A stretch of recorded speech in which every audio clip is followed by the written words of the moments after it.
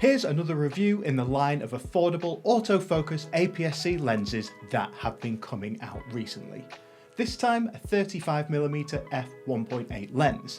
The TTArtisan Autofocus 35mm f1.8 Mark II lens. This is an updated version of their previous 35mm f1.8 lens and costs just $125. But is it worth picking up? Let's take a look. So this lens is designed for APS-C cameras and has a 35mm focal length, which is the equivalent of 53mm if it was a full frame lens. I'm reviewing the Sony E-mount version of this lens today, but it is also available on Fuji X and Nikon Z mount. Now TTArtisan have sent me this lens to review, but I have not been paid and they have no control over the review. So as always, it will be my honest review. And of course, all the example photos and videos in this review have been taken with this lens. So the lens comes packaged in a small box with a manual, the lens and a lens hood. Under the plastic lens cap, you can see the lens information of AF autofocus 35mm f1.8 with a 0.4 meters or 1.31 feet minimum focus distance. It also has a 52mm filter thread size. Under the rear lens cap you can see the APS-C size element and the electronic connections for autofocus. The rear lens cap also has a USB-C port for future lens firmware updates.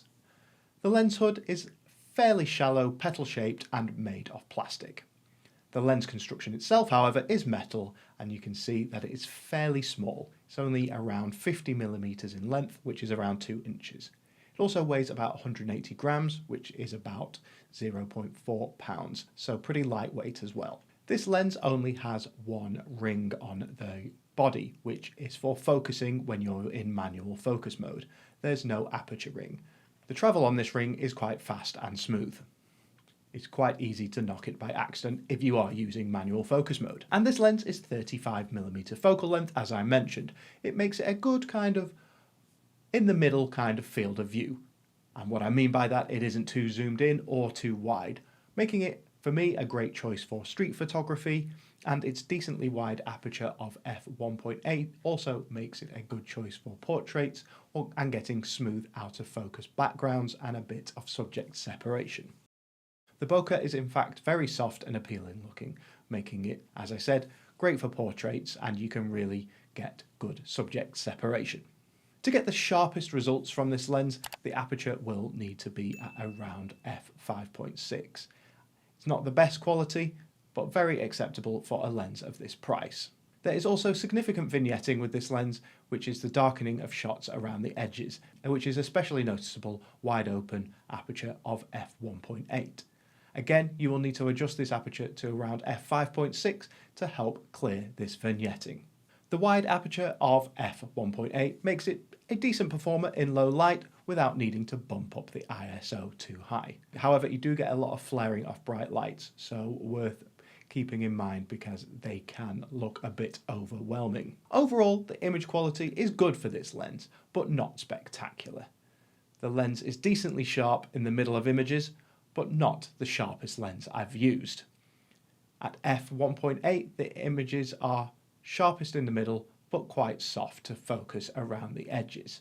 It's great that this lens has autofocus, especially at the price, and it performs pretty well.